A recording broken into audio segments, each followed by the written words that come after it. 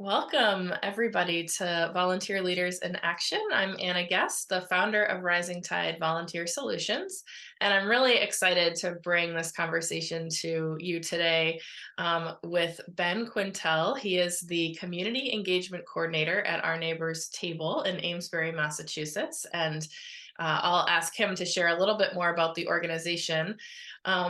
But he assists with their community outreach efforts, volunteer management, and more. And I met Ben recently doing a couple of trainings for their organization and was really intrigued to learn about some of their onboarding practices. I think they've done a lot of really amazing work to make that process as accessible and user-friendly for their volunteer team as possible. So welcome, Ben. Thank you. Thank you so much for having me, Anna. Really excited to talk with you. So can you tell us a little bit more about the work that you do and how volunteers are a part of it? Of course. You took the words right out of my mouth. Community Engagement Coordinator at Our Neighbors Table. We're a local food assistance organization based in Amesbury, Massachusetts, although we serve 12 cities and towns in our region. We serve over 1 million meals per year through things like our free grocery market, a weekly community meal program, even home delivery service. We couldn't do that without the help of our 400 plus active volunteers, along with 12 or so full-time staff members. They're all part of this big village, as we call it, that help us serve our region. So my role is kind of specifically, or rather a wide umbrella of things, community events, anything that's around visibility, food drives, local fundraisers. And under that umbrella, I'm also our volunteer manager. So if anyone's getting started as a volunteer at ONT, which we've talked about extensively, they have myself as a resource, and I kind of act as a liaison into the organization. I host our orientation session, so I'm one of the first people that they meet as they're getting started, and also make sure that they're prepared for their first shift. I do like to say that I have the most fun job at Our Neighbors Table because I get to talk about it all day and do things like this. So I get to help with the community events. And then also when people want to come in and volunteer their time, I get to work with them. So I do like to brag about having the most fun job here, certainly. Awesome. I love that. I love hearing from people who love their jobs. And like, what kinds of things are volunteers doing in your organization? It sounds like they're a huge part of the team. Absolutely. I mean, we really do have something for everyone. I like to say that when people are coming on. When you think of our grocery market, I mean, it really does resemble a typical grocery store without the exchange of money.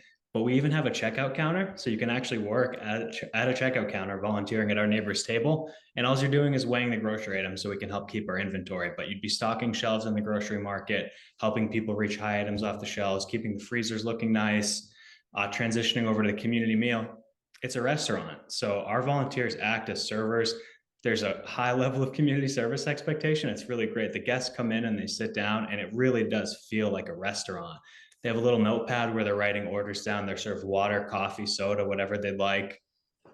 Have a full course meal and then a dessert along with take home orders. Again, no exchange of cash whatsoever. So there is a wide variety in that sense in the front of house. And then we also have warehouse jobs. People can be back of house, help stock those shelves, keep the inventory tight, everything's clean, neat. So all of those programs are supported.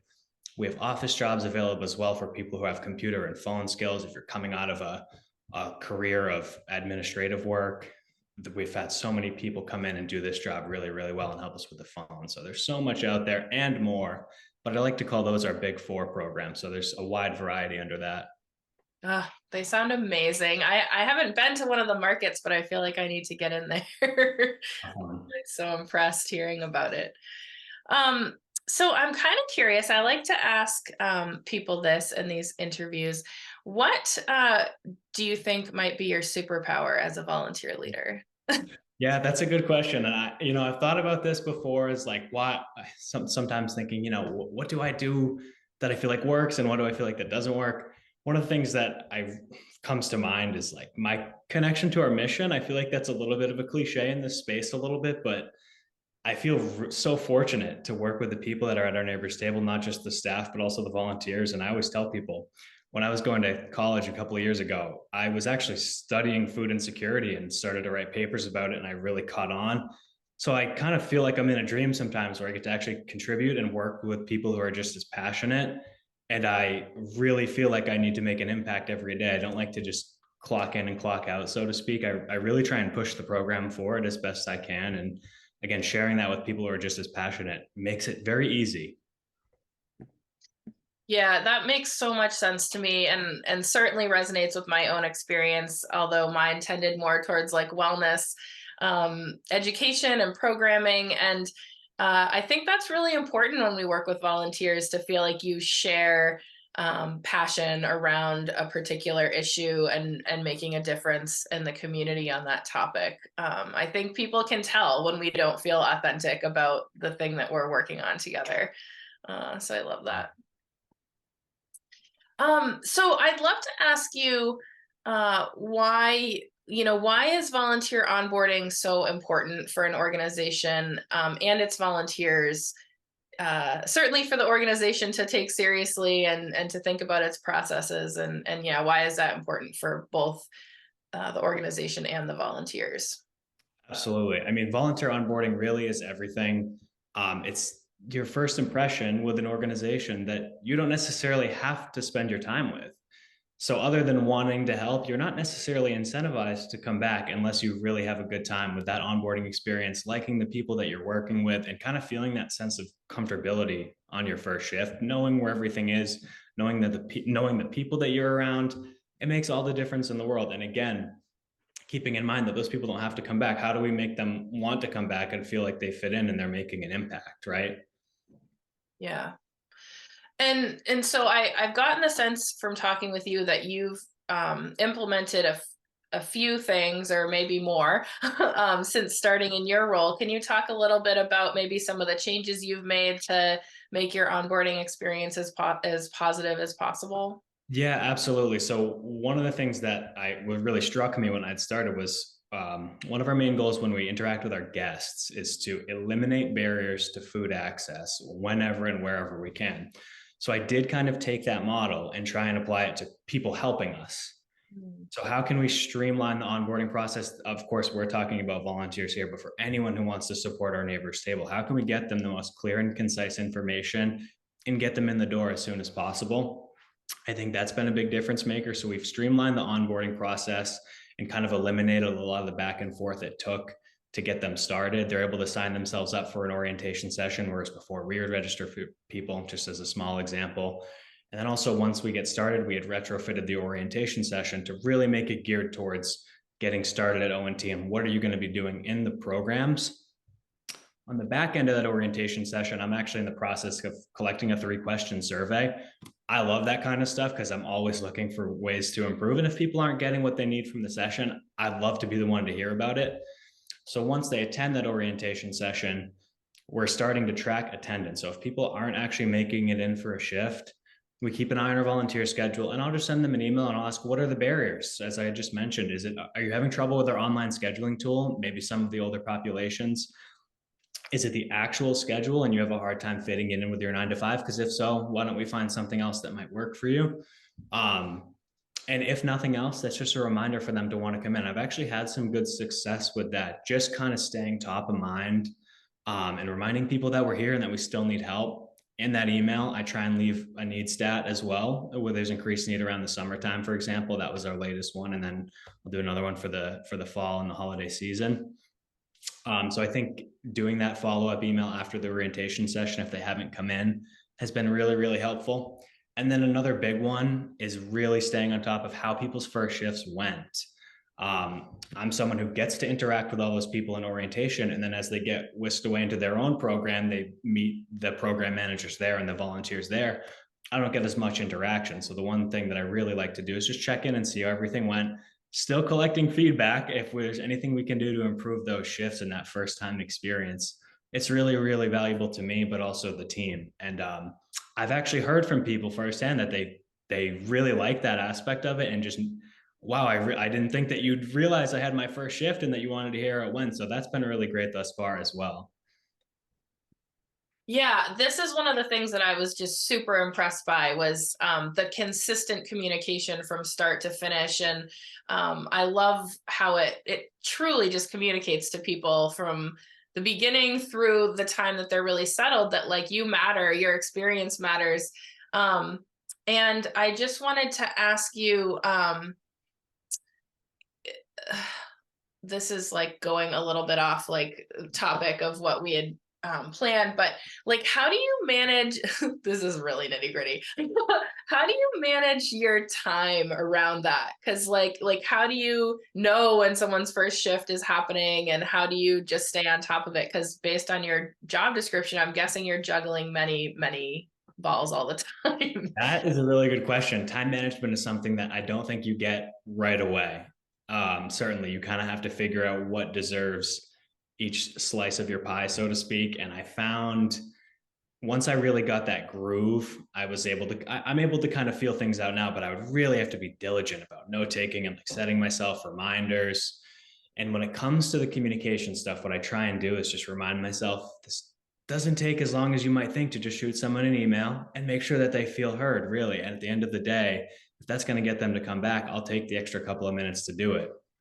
The actual tracking of the first shift and everything like that, our CRM is really good at managing that stuff. It doesn't necessarily alert us when people have their first shift, but what I'm able to do is use our reporting features and see if someone hasn't come in yet. And then the first time that they do, they'll show up on a different report. So that's made it really easy for me. We'll jump into the technology piece in a minute, but I've been able to use technology and save time on a lot of different things. And you're able to spend more time with your volunteers that way. Yeah, that's awesome. So that's actually is a great segue, because I was going to ask you about how is data helping you to update and improve your processes. So would love to hear Yeah, more of about course. I mean, it's that. everything really at the end of the day. And not to say that we weren't tracking anything beforehand, but I've been able to find what works for me as the volunteer manager. And not to sound robotic, but really 100% of what we do is people oriented. But behind all of that exists the feedback and the data points, right? So it's really good to be collecting that and kind of keeping that at least in the back of your head at all times when you're doing these things. So we use those metrics to kind of learn how we can improve the volunteer onboarding, the daily volunteer experience, and some other things. As I had mentioned, we kind of look at where we might lose people in the onboarding process. Is it the application and then they don't go to orientation? Is it after the orientation, they don't come in for their first shift? Is it after their first shift, they don't come back? We track all those things typically every 6 months. So I Mhm. like to know the year in total, but then I do like a mid-year check-in as well. And that just allows us to keep an eye on what areas might need the most improvement. And then at the end of the year, that also kind of culminates in this volunteer satisfaction survey, which is really our biggest data piece of the year. Um, it's really a snapshot of that year. And when we compare it to 21, 20, 2019, it really lets us know what are we doing well, but also what do we need to work on for the next year, and how can we set up the onboarding experience and then the day-to-day experience for success. Great. So the reports that you can pull from your management system, like you can see how many new volunteers did I have this month, how many had a first shift, how many didn't, how many went to orientation. Um, Makes that- all the difference in the world. yeah. And so, are you comfortable sharing what platform you use? Yeah, we use Bloomerang. I'm a big fan of it. Interesting. I haven't heard of that one for volunteer management before. And do you use it for other purposes within your agency or your organization? Yeah, so it started as our donor management tool, but we put volunteers in there as well. It's not our scheduling tool, but all of the records make it over after shifts and everything. Yep. And it's really easy to pull those reports once you get the hang of it. Awesome. It's so much of my time and it frees me up to do things like that. Yeah, I was wondering if you have examples of like things that system does for you that that really are saving you time on a daily, weekly basis. I mean, really, those reporting functions. So if there's a certain thing that you're looking for, I'll give you an example off our volunteer application. One of the things that I had started was that volunteer application automatically creates a profile for the person and they have all of those attributes. So on the application, we're looking for volunteer placement, which is something that we've talked about. We started asking for special skills, so to speak, I guess, for lack of a better way to put it.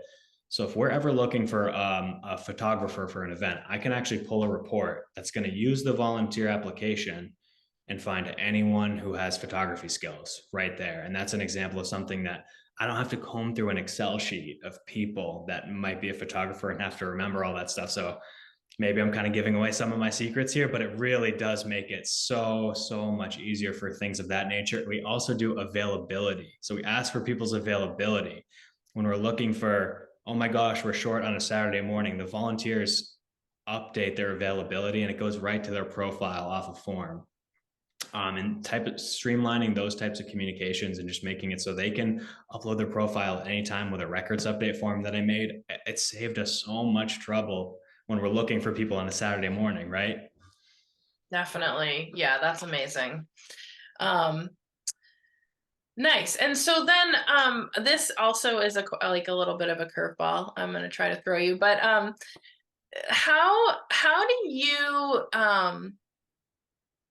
sort of communicate or team up with other staff to like streamline the whole onboarding process? So it sounds like you have a lot of responsibility for it, but how do you support that handoff to other departments? Yeah, so one of the things that we're really trying to make sure is that when a new volunteer is coming in, staff are expecting that. That's something that they've requested of me and that I also look for in them. It's a collaborative effort. And the scheduling tool that we use currently, there isn't a way to say this is the person's first shift. We do ask them to write it in the comment section of the schedule, but it doesn't always happen.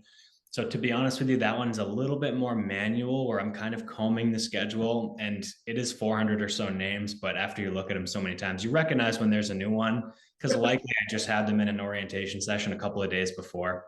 So when there's a name that jumps out, I'm only looking at a couple of days. I'll let them know if a new person is coming in. And when that new person is coming in, we do those group introductions like I had mentioned. And I really ask the staff, and they're really good about this, taking a couple of minutes to show them where's the restroom, where can I put my coat, where can I get water. That is making someone 10 times more likely to come back, because that's what I would want when I'm going in to volunteer somewhere, is who do I need to know and where do I need to go. So I Yeah. will have that at top of mind.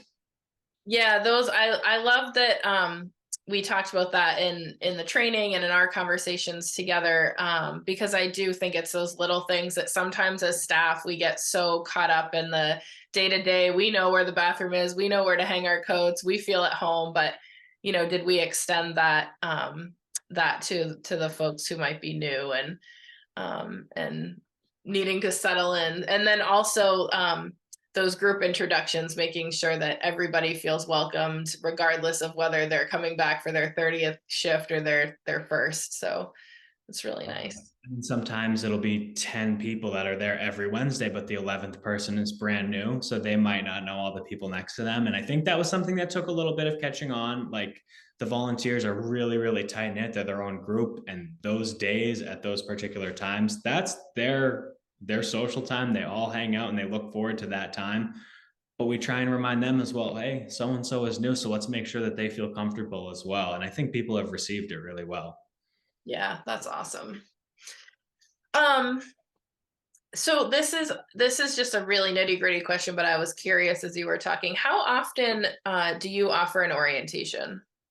We've really stepped it up this year. I collaborate on the orientation sessions with Lindsay, our executive director, and we've really tried to make it as often as possible. So right now we do about 2 a month. So far this year, we've done 22 orientation sessions. We have 2 more on the calendar. So we're actually going to be beating 2 a month. We try and offer them at various times and days just to try and catch everyone. If they have a 9 to 5, if they're in school, we try and do what we can with them. And the Zoom has just been really good for accessibility. If people aren't able to run out of the office and make it over, it's been really helpful in that sense. But again, that goes back to eliminating barriers. If someone's all excited to start volunteering and we only have an orientation session on the first of every month and they apply on the second, they're waiting a whole 30 days to get started. So credit to Lindsay with her busy schedule. I mean, we still find time to squeeze those orientation sessions in. And it is really important to us that people know our core values, why we're doing what we're doing, and things like the confidentiality policy for our guests, which you've talked about. So if we expect that of the volunteers, the way I see it is it's our job to provide them as often as possible. So we're not holding people up. Yeah. Yeah. And I was so excited to hear that your executive director is part of your orientations, because like you say, that's definitely a commitment of her time, but it also does so much, I think, to make a connection between, people who are boots on the ground and then the leadership to make that personal connection from the start, and make sure people really know what the organization is all about and how they're a part of it. So It Love that. doesn't hurt. She's a fantastic public speaker as well. I'll give Lindsay a shout out. So I think people end up leaving really motivated as well. That's excellent. Um, Great. So I think we've probably touched on this, but I want to give you an opportunity to add anything else. Um, are there practices that you've implemented that we haven't talked about that you feel really proud of in terms of your onboarding process? So we talked a lot about the onboarding process and some of the automation, a couple of those check-ins, and just making sure that people are prepared to start. And if they aren't, what can I do to make a difference? But actually, beyond the onboarding experience, um, myself and our development team work really hard on making volunteers feel appreciated, not just when they're brand new. And one of the things that I wanted to mention, and I would maybe recommend to other people as well, is just keeping in mind the time and the resources that volunteers save you. So in ONT's case, our 400 plus active volunteers volunteer for collectively 20,000 hours a year. And that saves us about $600,000 per year. So, I mean, it's this huge, huge saver, again, of time and resources. So, one of the things that I get to do is make sure that they feel appreciated as often as I can. So, we have these little stewardship touches that we make throughout the year. We send out birthday cards to every single volunteer as their birthday comes. So, at the beginning of the month, our volunteer Clarissa sends out birthday cards to everyone. We have a volunteer appreciation week. We actually don't go on the national schedule, but we've kind of made it our own thing where we'll set up a little station. We usually do volunteer gifts. And then this year, something that we had talked about was host this big giant party for our volunteers. It was called the Volapalooza. It was really great. We had local businesses donating food, all these raffle items for free tickets. You just drop in and pick the item that you want. It was this really great celebration of all the volunteers. We heard tons of good feedback. Like I said, live music, great food, raffle items. It was such a fun event. And that's just one of those things. People leave and they go, oh my gosh, I can't believe you would do that for all of us. And I'm more so thinking, I can't believe you would do what you do for us. This is the least I can do. If you stack up the numbers next to each other, right?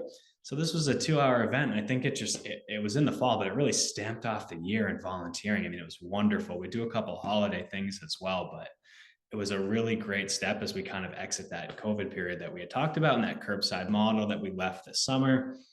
So I like doing things like that because making volunteers feel appreciated. I mean, it's really the least we can do at the end of the day. Yeah. Oh, that sounds super fun. And I love, um, thinking about getting the community involved too in terms of giving back to volunteers. So that's pretty amazing. Um, yeah, love that. I think that the appreciation matters so much, and it's like everything from the genuine thank yous at the end of a shift to the bigger stuff and the little perks along the way. It really makes a difference.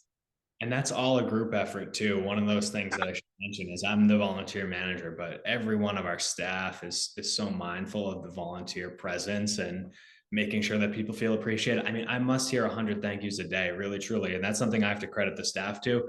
I'm someone whose main focus is to make sure volunteers feel thanked, but all of the staff, no matter how busy they are really, really great at making sure that volunteers feel appreciated.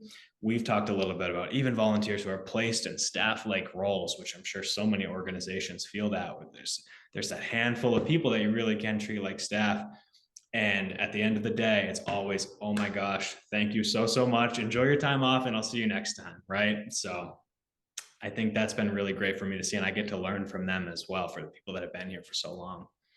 Yeah. Yeah. I'm glad you said that because that was super clear from working with your group was that people are so invested in volunteers as part of the mission and as part of the work, but also in the experience that volunteers have with the organization. It was really nice. Right. So do you have, I'm just curious if you have a piece of advice or two for other volunteer leaders. Yeah, absolutely. I don't want to harp on technology too much because I'm not overly tech savvy, but I highly recommend using it to your advantage and streamline where you can. It just gives you more time to connect with your volunteers and you reduce all these time wasting activities just with really simple things. I would also think outside of the box. We do a lot of things really well. And then there were some things when I had started that I was able to just kind of look from a creative angle just try it. Your volunteers are really flexible. I guarantee it. Just try new systems and see what works best.